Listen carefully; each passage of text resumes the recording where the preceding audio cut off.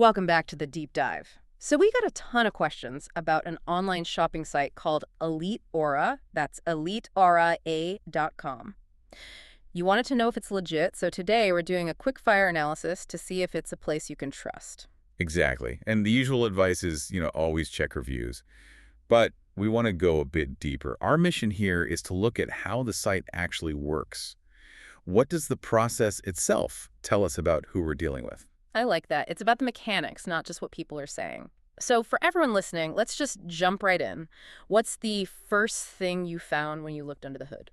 Okay, so first off, the platform is pretty new. Our sources say it's only about 8 months old. 8 months, so not much of a track record then. Not really. And that in itself is, kind of a yellow flag. It hasn't been around long enough to build up real trust. Okay, let's get to the ordering process because this is the part that I found. Well, honestly, a little bizarre. Every other site obsesses over making sure you're a real person, right?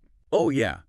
For fraud prevention, for data, for everything. Mm-hmm. But Elite Aura, it just skips all of that. Skips it There's how? no Gmail verification. Yeah. And, this is the really wild part, zero mobile number verification needed to place an order. Hang on, so you're telling me I could just punch in any random 10 digits for a phone number and the system, it It, just takes it. it just takes it, exactly. No text message with a code, no confirmation link, nothing. That is, I Mm. mean, that's the reddest of red flags. Why would a platform do that? Well, it signals their priority isn't securing a real contactable customer. It's about making the checkout completely frictionless. They're just prioritizing getting that order and, more importantly, getting a destination address. So it's incredibly easy to get in. The hook is set, no problem.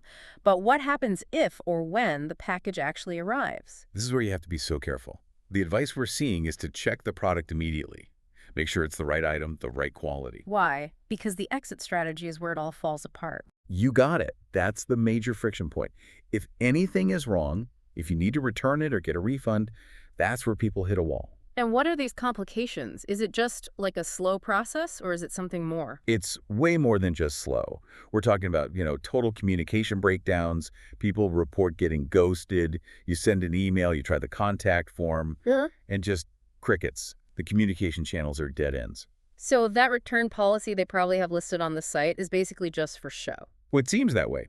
It looks like the whole system is designed to take your money as easily as possible, but it's built to resist giving it back at all costs. So if you put those two things together, super easy to order, no questions asked, but then nearly impossible to get a refund, it paints a very, very clear picture of how they operate. It absolutely requires extreme caution.